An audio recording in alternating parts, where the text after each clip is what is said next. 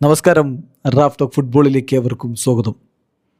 World കപ്പിൽ ഇതാ തകർപ്പൻ ജയം ഓസ്ട്രേലിയ സ്വന്തമാക്കിയിരിക്കുന്നു. തുർക്കിക്കാണ് പണി കൊടുത്തിരിക്കുന്നത്. AFCയിൽ നിന്നുള്ള ടീമായ ഓസ്ട്രേലിയയുടെ വിജയം സ്വാഭാവികമായിട്ടും ഏഷ്യൻ ആരാധകർക്ക് സന്തോഷം നൽകുന്ന കാര്യമാണ്. ഇപ്പോൾ രണ്ട് ടീമുകൾ, സൗത്ത് കൊറിയയുടെ വിജയം, അതുപോലെ AFCയിൽ നിന്ന് ഓസ്ട്രേലിയയുടെ വിജയം, പിന്നെ മോശമല്ലാത്ത പ്രകടനം നടത്തി സ്വിറ്റ്സർലൻഡിനെ സമനിലയിൽ തളച്ചു ഖത്തർ. ഇനി ജപ്പാൻ്റെ പ്രകടനം, ഇറാൻ്റെ പ്രകടനം, ഇറാഖിൻ്റെ പ്രകടനമൊക്കെ നമ്മൾ വെയിറ്റ് ചെയ്യുകയാണ്.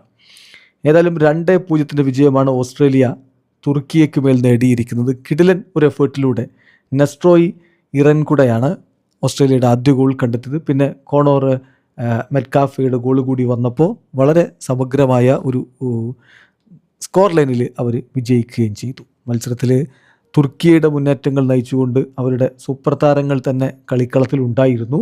അവർക്ക് വേണ്ടി അക്തർ കോഗ്ലു, ആർദ ഗ്യൂളർ, ഇൽമാസ് തുടങ്ങിയവരൊക്കെ ഉണ്ടായിരുന്നു. മറുഭാഗത്ത് ടൂഴയെ മുന്നിൽ നിർത്തി ഇഴങ്കുട, അതുപോലെ മെറ്റ്കാഫെ തുടങ്ങിയവരൊക്കെ, ഒനീൽ തുടങ്ങിയവരൊക്കെ അണിനിരത്തിക്കൊണ്ടാണ് ഓസ്ട്രേലിയ ഇറങ്ങിയത്. കളിയിൽ ആധിപത്യം പുലർത്തിയത് തുർക്കിയാണ്, പക്ഷേ കിട്ടിയ അവസരങ്ങൾ ഗോളാക്കി മാറ്റിയത് ഓസ്ട്രേലിയയായിരുന്നു. 27ാമത്തെ മിനിറ്റിലാണ് നെസ്ട്രോയ് ഇഴൻകുണ്ടയുടെ ഗോൾ പിറക്കുന്നത്.